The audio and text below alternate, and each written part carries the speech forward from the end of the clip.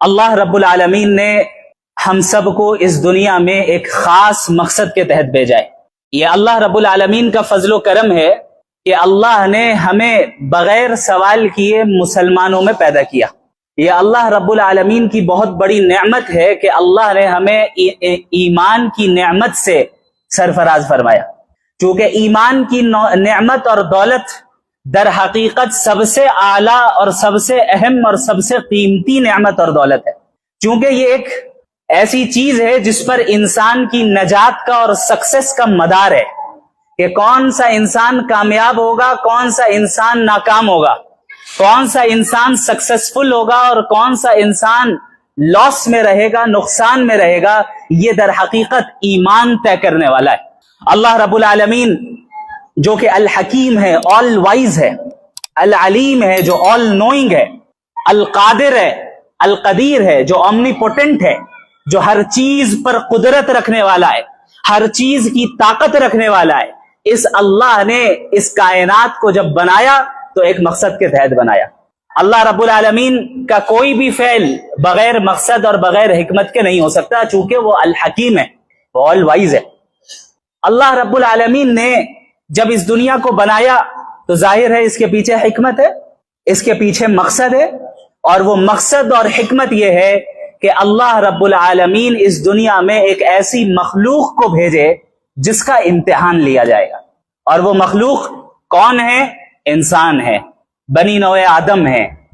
اور اللہ کے نبی صلی اللہ علیہ وسلم نے جو بیان فرمایا متعدد روایتوں میں، اور اللہ رب العالمین نے قرآن کریم میں متعدد آیتوں میں بیان فرمایا کہ اس دنیا میں آنے کا مقصد ایک انسان کا کیا ہے۔ اللہ نے قرآن کریم میں سورۃ الذاریات میں فرمایا وَمَا خَلَقْتُ الْجِنَّ وَالْإِنسَ إِلَّا لِيَعْبُدُونَ، کہ ہم نے جن و انس کو پیدا ہی اس لیے کیا ہے تاکہ وہ میری عبادت کریں اور مجھے راضی کریں۔ اور عبادت کا مطلب بھی سمجھ لیجئے اچھے طریقے سے۔ عبادت ہر اس کام کو کہتے ہیں جو اللہ کو راضی کرنے کی غرض سے کیا جائے، اجر و ثواب کو حاصل کرنے کے لیے کیا جائے، اور شریعت کے دائرے اور شریعت کے اصول کے موافق کیا جائے، وہ عبادت ہے۔ انسان کی پوری زندگی در حقیقت عبادت ہے، ایک مومن کی پوری زندگی در حقیقت عبادت ہے۔ اسی لیے علماء کرام نے عبادت کی دو قسمیں بیان فرمائی ہیں، ایک ہے عبادت بالواسطہ اور ایک ہے عبادت بلا واسطہ۔ ایک ہے ڈائریکٹ عبادت، مثلا ابھی ہم نے نماز ادا کی مغرب کی، یہ جو ہم نے رکوع کیا، یہ سجدہ کیا، قرآن کی تلاوت کی، اس کا بنیادی اور ڈائریکٹ مقصد اللہ کی عبادت کرنا ہے کہ نہیں ہے؟ اسی طرح عبادت کی ایک اور قسم ہے عبادت بالواسطہ، کسی چیز کے ذریعے عبادت کرنا، انڈائریکٹ عبادت جسے ہم کہہ سکتے ہیں۔ مثلا ہم کھانا کھا رہے ہیں، نبی کی سنت کے مطابق کھا رہے ہیں، اور اس نیت سے کھا رہے ہیں کہ اللہ راضی ہو جائے، اور یہ جو قوت کھانے سے مجھے ملے گی میں اللہ کے دین کے لیے صرف کروں گا، یہ بھی عبادت ہے۔ ہم تجارت کر رہے ہیں، بزنس کر رہے ہیں، بزنس کو شریعت کے اصولوں کے تحت کر رہے ہیں، نبی کی تعلیمات کے مطابق کر رہے ہیں، اور اس نیت سے کر رہے ہیں کہ اس کے ذریعے جو مجھے پروفٹ ملے گا انشاءاللہ اس کا ایک حصہ میں اللہ کے دین میں لگاؤں گا، اپنے بچوں اور گھر والوں کو پالوں گا، پرورش کروں گا، یہ بھی عبادت۔ تو ایک مومن کی پوری زندگی در حقیقت عبادت ہے۔ اسی لیے جو آیت شروع میں نے آپ کے سامنے تلاوت کی، اس میں اللہ رب العالمین نے نبی کریم صلی اللہ علیہ وسلم کو یہ کہنے کا حکم دیا، قل، آپ کہہ دیں، ان صلاتی، میری نماز، ونسکی، میری قربانیاں، ومحیایا، میری زندگی، ومماتی، اور میری موت، للہ رب العالمین، سب کے سب اللہ کے لیے جو تمام جہانوں کا رب ہے۔ یعنی میرا اٹھنا، میرا بیٹھنا، میرا چلنا، میرا پھرنا، میرا دوڑنا، میرا کھانا، میرا پینا، میری نمازیں، میرے روزے، میری زکوٰۃ، میرے صدقات، میرا عمرہ، میرا حج، میری قربانیاں، ساری چیزیں اللہ کے لیے۔ ہم تجارت بھی کرتے ہیں تو کس کے لیے کرتے ہیں؟ اللہ کے لیے۔ اسی لیے نبی کریم صلی اللہ علیہ وسلم نے تاجر کی فضیلت بھی بیان کی نا، التاجر الصدوق الامین مع النبیین والصدیقین والشہداء والصالحین، او کما قال النبی صلی اللہ علیہ وسلم، ایک سچا اور امانت دار بزنس مین، سچا اور امانت دار تاجر قیامت کے دن انبیاء، شہداء اور نیک لوگوں کے ساتھ اٹھایا جائے گا۔ اللہ اکبر۔ وہ تجارت جسے ہم سمجھتے ہیں کہ بھئی یہ تو دنیا داری ہے، یہ الگ بات ہے کہ کوئی اگر تجارت میں اس طرح منہمک ہو جائے کہ اللہ کی یاد سے غافل ہو جائے تو ظاہر ہے یہ غلط ہے اور یہ دنیا داری ہے. لیکن اگر تجارت بھی وہ صحیح نیت کے ساتھ صحیح اصولوں کے ساتھ کر رہا ہے تو اللہ نے اس تجارت کو بھی عبادت کی ایک شکل دے دی. اور اس تجارت کے کرنے والے شخص جس کے اندر یہ خصوصیات ہو کہ وہ سچا ہو، دیانت دار ہو، امانت دار ہو، یہ وہ شخص ہوگا کہ قیامت کے دن انبیاء میں سے انبیاء کی صفوں میں اٹھایا جائے گا، شہداء کی صفوں میں اٹھایا جائے گا، شہداء کے ساتھ اٹھایا جائے گا، صالحین کے ساتھ اٹھایا جائے گا. یہ کتنی بڑی فضیلت، کتنا آسان کر دیا اللہ نے ہمارے لیے اس زندگی کو. جبکہ ہماری زندگی کا اصل مقصد کیا ہے؟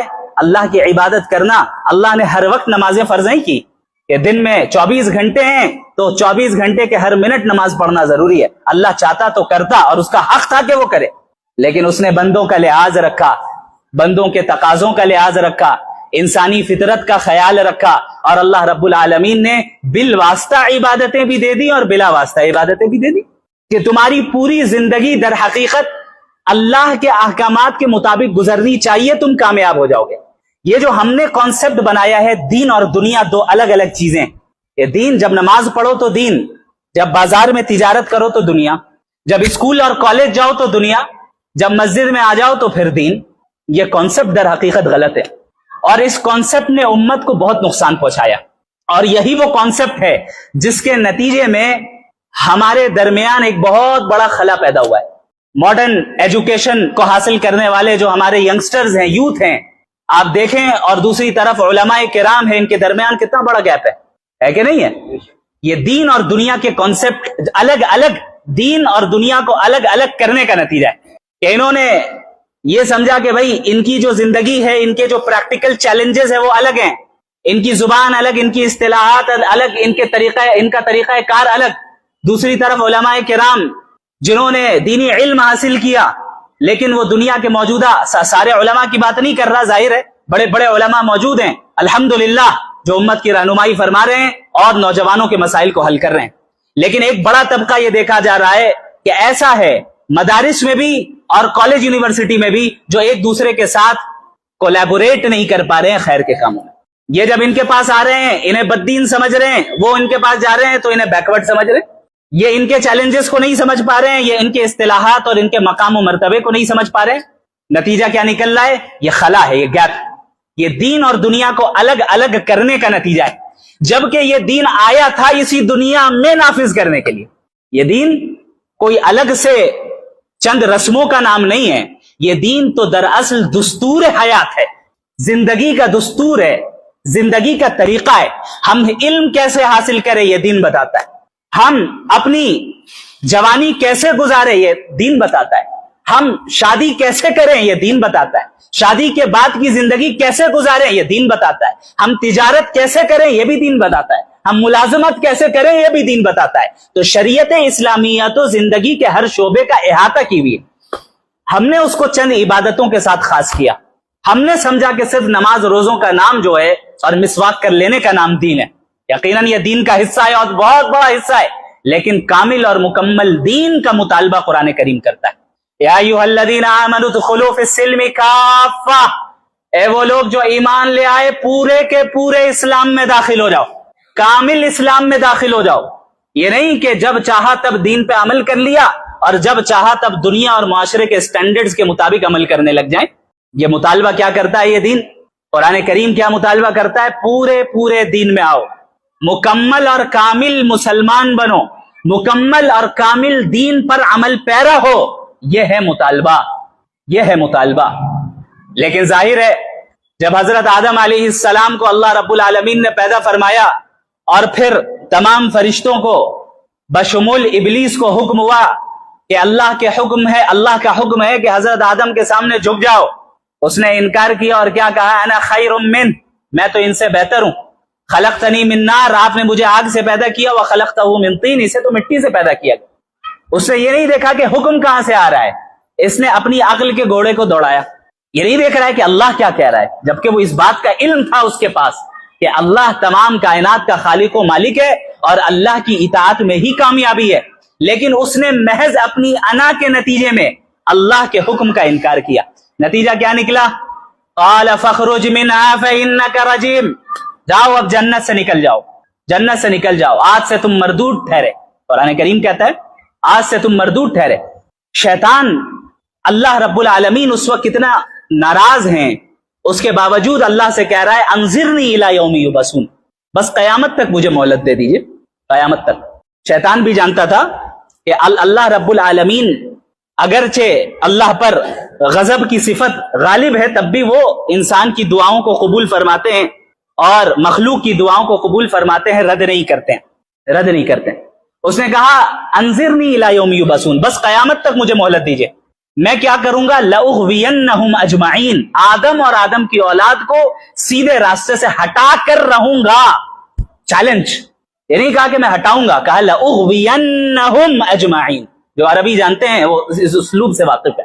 لأغوینہم اجمعین، ضرور بالضرور ان کو سیدھے راستے سے ہٹا کر رہوں گا.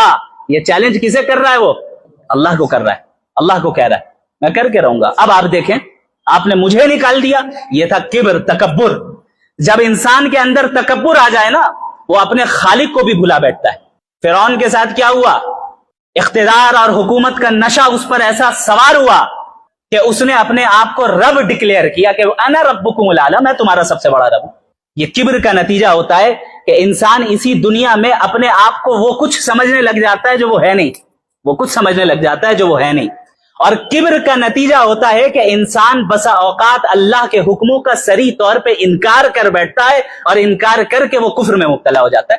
اور اللہ نے فرما دیا کہ جہنم کے تعلق سے کہ وَبِئْسَ مَثْوًى لِلْمُتَكَبِّرِينَ، جہنم تکبر والوں کے لیے کتنا برا ٹھکانہ ہے، کتنا برا ٹھکانہ ہے.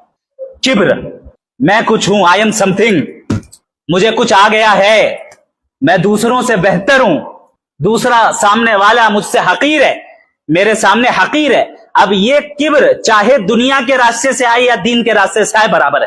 دنیا کے راستے سے آنے کا مطلب میں اتنا مالدار ہوں، یہ غریب مجھے کیا بتائے گا؟ میرے پاس فلاں عہدہ اور فلاں منصب ہے، یہ کیا بتائے گا مجھے؟ میری اتنی عزت اور اتنی شہرت ہے، یہ کیا بتائے گا؟ یہ میرے سامنے کھڑا ہوگا، یہ میرے ساتھ بیٹھے گا. دین کے اعتبار سے میں تو تہجد گزار ہوں، یہ پینٹ شرٹ پہننے والا کیا بتائے گا؟ یہ بھی مزاج ہمارے یہاں، یہ بھی مزاج ہمارے یہاں. میں تو تہجد گزار ہوں، یہ بے نمازی مجھے کیا بتائے گا؟ یہ ہے کبر دین کے راستے سے.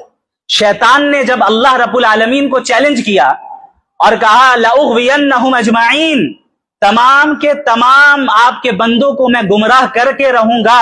اور یہ بھی بیان کیا جو کہ سورہ الف لام میم صاد والی جو سورت ہے، جب آپ اس کو پڑھیں گے، سورہ اعراف، اس میں آپ ان آیتوں کا بھی اضافہ دیکھیں گے جہاں اللہ رب العالمین نے شیطان کے اس قول کو نقل کیا کہ میں اس آدم یا اور اس آدم کی اولاد کے آگے سے، پیچھے سے، دائیں سے، بائیں سے، ہر جگہ سے میں اس پر حملہ کروں گا اور اسے اپنے ٹریپ میں پھنساؤں گا، اپنے جال میں پھنساؤں گا.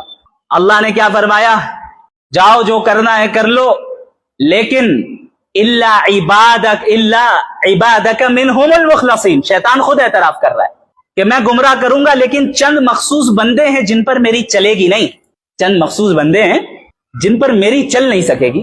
اللہ نے بھی فرما دیا کہ جاؤ میں تمہیں اختیار دے رہا ہوں، قیامت تک کے لیے تمہیں موت نہیں آئے گی، جو کرنا ہے کرو، اور جس پر تمہیں کنٹرول حاصل کرنا ہے کوشش کر لو، کر تو لوگے، لیکن میرے نیک اور اصلاح کرنے والے بندوں کو گمراہ نہیں کر سکتے.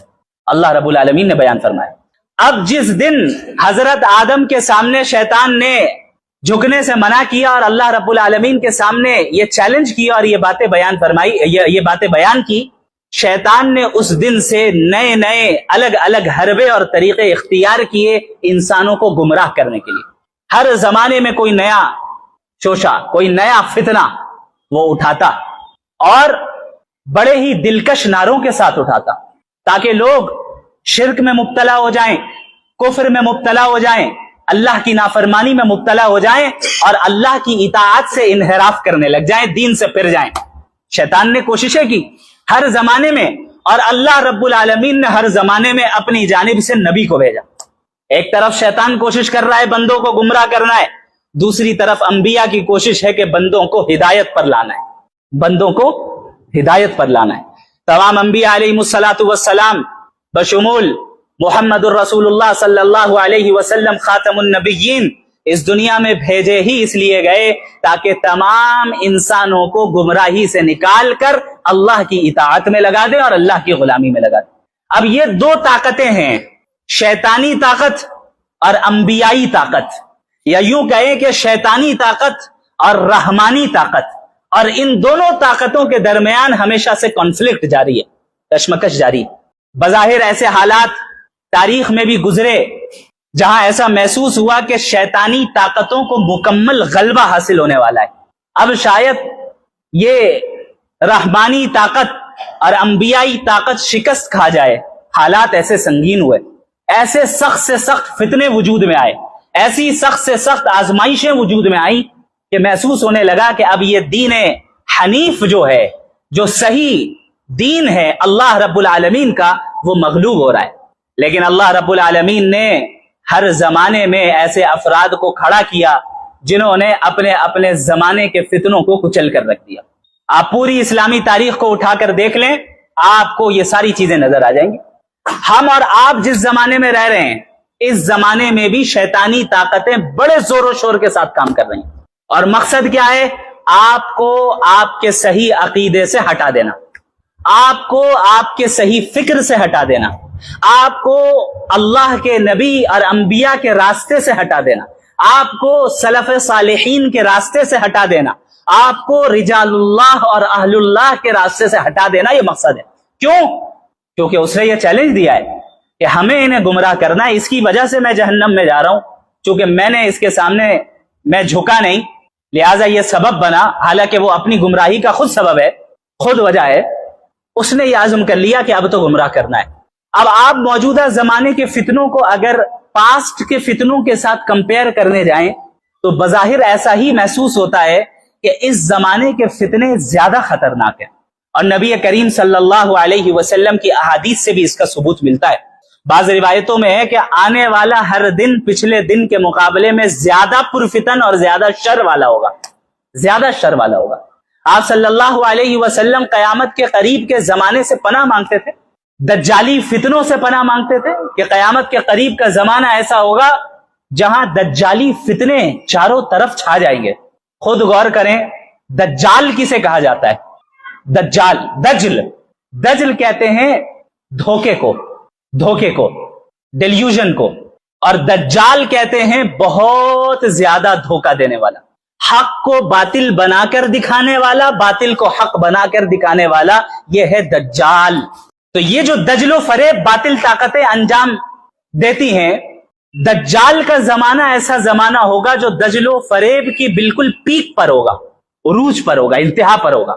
اسی لیے نبی کریم صلی اللہ علیہ وسلم نے فرمایا کہ جب دجال آئے گا اس کے ایک ہاتھ میں جنت اور ایک ہاتھ میں جہنم، اور آپ نے فرمایا کہ جو جنت ہے وہ در حقیقت آگ ہے، اور جو آگ ہے وہ در حقیقت جنت ہے۔ یعنی صحیح کو غلط، غلط کو صحیح، بینیفیشیل چیز کو نقصان دہ بنا کر دکھانا اور نقصان دہ چیز کو بینیفیشیل بنا کر دکھانا۔ اب آپ بتائیے، جس زمانے میں ہم اور آپ رہ رہے ہیں جہاں مغربی تہذیب اور ویسٹرن سویلائزیشن کو اور ویسٹرن آئیڈیالوجیز کو پورا غلبہ حاصل ہے، کیا آج باطل افکار اور باطل آئیڈیالوجیز کو حق بنا کر دکھایا جا رہا ہے کہ نہیں دکھایا جا رہا ہے؟ باطل افکار کو اب تو ہیومن رائٹس قرار دے دیا گیا کہ بھائی ایک انسان ہے، ایک مرد ہے، ایک عورت ہے، زنا کرنا چاہے اپنے کنسنٹ سے کر رہے ہیں، اپنی رضامندی سے کر رہے ہیں، جائز ہے، اس کا رائٹ ہے، لیگل ہے، کوئی اس کو روک نہیں سکتا۔ آپ کون ہوتے ہیں روکنے والے؟ کوئی کھلے عام اللہ کی بغاوت کر رہا ہے، اللہ سے بغاوت کر رہا ہے، کھلے عام فسق و فجور میں مبتلا ہے، آپ نہیں روک سکتے، یہ آپ کا رائٹ نہیں ہے، یہ اس کا رائٹ ہے کہ وہ جو کرنا چاہے کرے۔ اور پوری دنیا میں اس وقت بشمول بہت سے متعدد سیدھے سادھے بھولے بھالے مسلمان اس ٹریپ میں پھنسے ہوئے، اس جال میں پھنسے ہوئے۔ مغربی تہذیب اب اپنی آئیڈیالوجیز کے ذریعے در حقیقت ہمارے ایمان کو کھوکھلا کر رہی ہے، ہمارے عقائد کو کھوکھلا کر رہی ہے، ہمیں لبرلزم کی طرف لے جا رہی ہے۔ کون سی لبرٹی؟ وہ لبرٹی جو در حقیقت اللہ سے بغاوت کرنے کے اوپر لیبل لگا دیا گیا اس کا۔ اب آپ شراب کی بوتل پہ زمزم لکھ دیں یا زمزم کا لیبل لگا دیں اور لکھ دیں الحرمین الشریفین، تو وہ پانی، وہ بوتل زمزم تھوڑی ہوگا، وہ شراب ہی رہے گی۔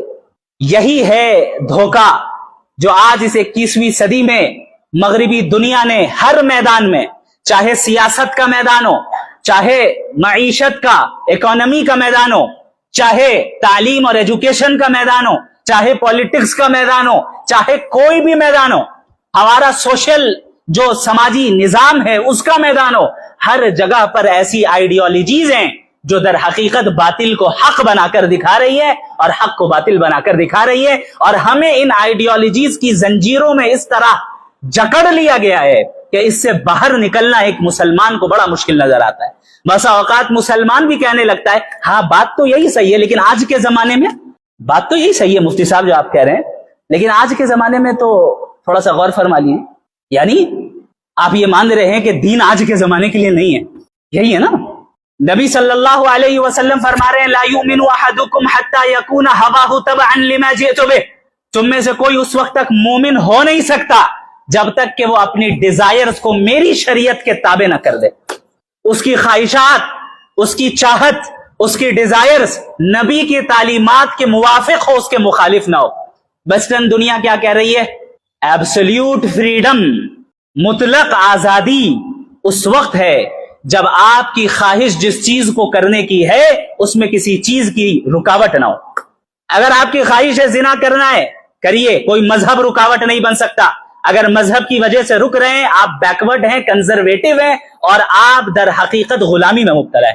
آپ کو سودی لین دین کرنا ہے، سودی لین دین کیجئے بڑے شوق سے، سود لینا اور دینا۔ اگر اس سے کوئی کتاب تمہیں روک رہی ہے، کوئی خدا تمہیں روک رہا ہے، کوئی مذہب تمہیں روک رہا ہے اور تم رک جا رہے ہو، تو جان لو کہ تم کنزرویٹو ہو اور تم بلائنڈلی فالو کرنے والے ہو۔ یہ باتیں آتی ہے کہ نہیں آتی؟ آتی ہے نا؟ اب آپ بتائیے ہم حقیقی دجال کے خروج کے زمانے سے کتنا قریب ہیں؟ یہ سارے فتنے تو در حقیقت چھا چکے ہیں ہر جگہ پہ۔ آپ اکانومی کے میدان میں جائیں، کیپٹلزم کو کیسا غلبہ حاصل ہے، کیپٹلزم کے خلاف آپ کام کر کے دیکھیں، راتوں رات آپ غائب ہو جائیں گے۔ سیاست کے میدان میں آ جائیں، سیکولرزم کو ایسا مقدس نظام بنا کر پیش کیا گیا کہ آپ اس نظام کے خلاف بول کر دیکھیں کیا حل کیا جائے گا۔ آپ انڈیویجول انسان کی لائف میں آ جائے، کس طرح لبرلزم کو پروموٹ کیا گیا، آپ اس کے خلاف بول کر دیکھیں آپ پر کیسی تانو تشنی ہوگی، آپ کیسے اینٹی ہیومن رائٹس قرار دیے جائیں گے۔